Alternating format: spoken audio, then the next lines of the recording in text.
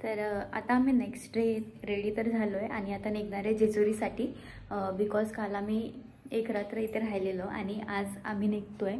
आणि ॲक्च्युली आमचं फक्त 3 ते 4 दिवसांसाठी ठरलेलं जायचं. अँड म्हणजे आम्ही 3 ते 4 दिवसामध्ये रिटर्न येणार होतो. बट नंतर प्लॅन झाला फिरायचा की अजून फिरायचं आहे. त्याच्यामुळे मला असं वाटलं की 3 दिवसासाठी जायचं तर फक्त 2-3 कपडे ठीक आहे ना. तरी पण मी एक्स्ट्रा 1 कपडे घेतलेले. टोटल मी 4 कपडे घेतलेले 3 दिवसासाठी.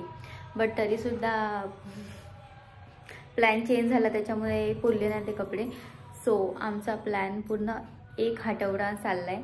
तर हा ब्लॉग आय थिंक लास्ट नाही, ह्याच्यानंतर अजून एक असेल. त्याच्यानंतर लास्ट असेल तर तुम्हाला बघताना पार्ट 1, पार्ट 2, पार्ट 3, पार्ट 4 असं तुम्हाला भेटेल. आणि त्याच्यामुळे आम्हाला कपडे रिपीट करावे लागत आहेत. बाकी काय नाही. बाकी घरी तर खूप कपडे पडलेत. ॲक्च्युली गाडीवर वगैरे सामान घेऊन जायचं, खूप ओझं होतं. त्याच्यामुळे थोडेसे कमीच घेतलेले. म्हणजे आमचे तर ठीक आहे आम्ही घेतलेले. बट माझ्या पप्पांनी आणि माझ्या भावाने 2-3 शर्टच घेतलेले कारण का जास्त ओझं नको व्हायला. तर आम्ही नालासोपारापासून ते इथपर्यंत बाईकने आलो आहे फर्स्ट टाईम लाईफमध्ये. तर आधी तर मला खूप त्रास झालेला यायला. बट आता काय नाही, आता सवय झाली आणि आता खूप छान वाटते फिरायला. कारण का मी लाईफमध्ये फर्स्ट टाईम गाव बघितलं आहे, चूल बघितली आहे किंवा गावचं जेवण बघितलं आहे किंवा गावची भाजी बघितली आहे किंवा गावचं लाईफस्टाईल बघितलं आहे. तर इथे खूप छान वाटते. हां, बट इथे फायदा झाला आहे माझा येऊन. माझे जे डार्क स्पॉट होते ते ऑलमोस्ट कमी झाले आणि मला वाटते पूर्णपणे जाईल. तर थँक्यू सो मच तुम्ही मला प्रेम दिल्याबद्दल. माझी इंस्टालासुद्धा 4 लाख फॉलोअर्स कंप्लीट झालेत आणि लवकरच मला 1 मिलियन करायचे. तर प्लीज मला नक्की सपोर्ट करा. आणि जे यूट्यूबला जर तुम्हाला असेच ब्लॉग बघायचे असेल तर प्लीज लाईक, कमेंट, शेअर आणि सबस्क्राईब नक्की करा. जेवढे शेअर करू शकता तेवढे शेअर करा. तर मी असे कंटिन्यू ब्लॉग बनवत जाईल, ट्रॅव्हलिंग ब्लॉग किंवा फूड ब्लॉग तुमच्यासाठी बनवत जाईन. तर आम्ही थोड्याच वेळाने निघत आहोत. तुम्ही ब्लॉग कंटिन्यू करा. ह्याच्यानंतर तुम्हाला जेजुरीचं दर्शन करायला भेटेल. त्याच्यानंतर आपण जाणार आहे घरी. इथे नाश्ता आमचा रेडी आहे. पप्पांनी आणि भावाने नाश्ता केला आहे. फक्त आमच्या दोघींचा राहिला आहे करायचा. पण ह्या लोकांनी आम्हाला खूप सपोर्ट केला. खूप म्हणजे इथून निघता माझी आणि मांजरची खूपच छान फ्रेंडशिप झालेली आणि मला सोडतच नव्हती. बट मला सुद्धा खूप आवडली ती. असं वाटत होतं मुंबईमध्ये घेऊन जाऊ माझ्या घरी.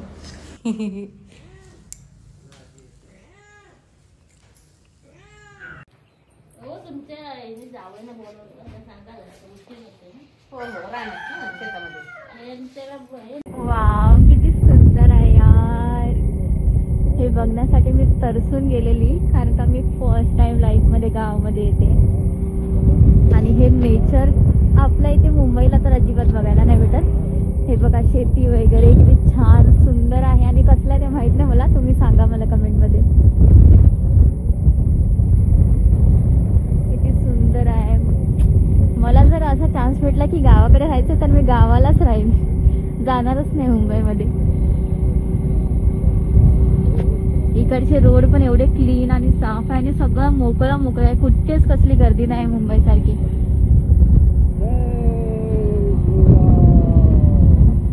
इथे मी बारामतीला स्टे केलेलं आणि बारामतीला या ताईसुद्धा राहत होत्या. सो जाता जाता ते मला भेटल्या. सृष्टी येवले यांचं नाव आहे. तुम्ही इन्स्टाला ID सर्च केल्यावर तुम्हाला ID सुद्धा भेटेल. हे त्यांचं घर होतं, मीन्स त्यांचं इथे माहेर होतं. वातावरण खूपच छान होतं आणि इथे एक गायसुद्धा आहे. मी आले स्पेशल 1च्या घरी आणि खूप लांब आलेली त्याच्यामुळे मी इथे भेटून आली. तर हे आहेत सृष्टी सृष्टी सनस. तर ह्यांना मी भेटायला आलेली ते बारामतीला. तर इथून जवळच होतं त्याच्यामुळे आम्ही भेटलो आणि फर्स्ट टाईम मी असं भेटले कोणाला. सो तुम्ही ब्लॉग कंटिन्यू करा, पुढे बघूया.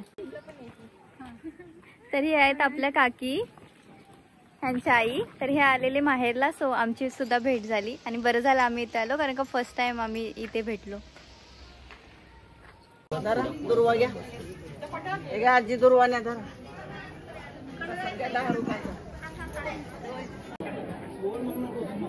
तर हे मंदिर आहे गणपती बाप्पाचं इथे, चिंचवड देवस्थान. तर आता आम्ही जाणार आहे दर्शनाला.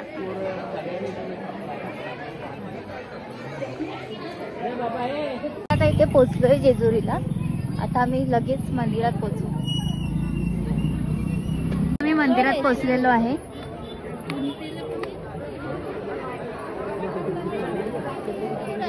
खाली तर पायऱ्या खूप छोट्या होत्या, पण इकडच्या पायऱ्या खूपच मोठ्या मोठ्या आहेत. जाता जाता दम निघून जातो. ये लवकर, माझा व्हिडिओ राहील. मला गेल्यावर इथे लेफ्ट साईडला चप्पल स्टँड आहे, तिथे तुम्ही चप्पल काढू शकता आणि फ्री सुद्धा आहे.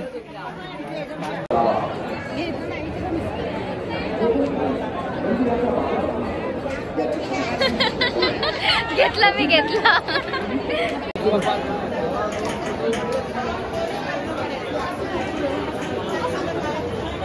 मी मागेच राहिलेली कारण का आम्हाला फोटोशूट करायचा होता आणि मम्मी पप्पा पुढे गेलेले.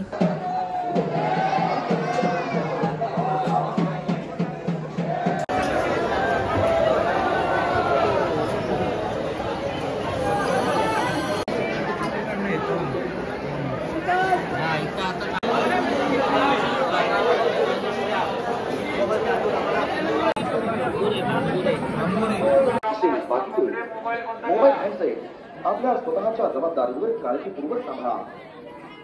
ज्या भाविकांचे दूरदर्शन झालं असेल त्या भाविकांनी गडावरून खाली जाण्यासाठी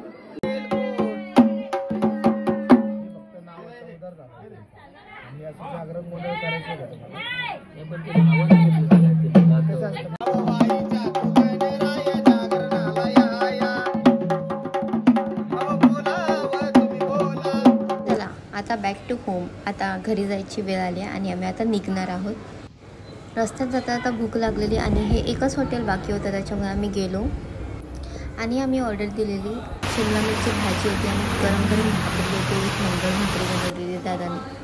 तर फायनली आम्ही मुंबईला जस्ट पोचणार होतो आणि जाता जाता रस्त्यामध्ये खूप जास्त झोप लागत होती.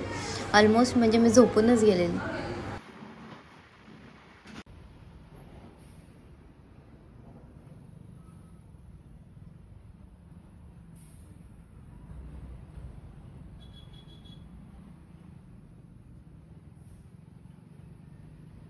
इथे जाता जाता आम्हाला घाट लागलेला आणि मोबाईल मी बॅगेमध्येच ठेवलेला कारण का इथे खूप रिस्क असते. मीन्स आमच्या समोर इथे गाडीची टक्कर झालेली आहे.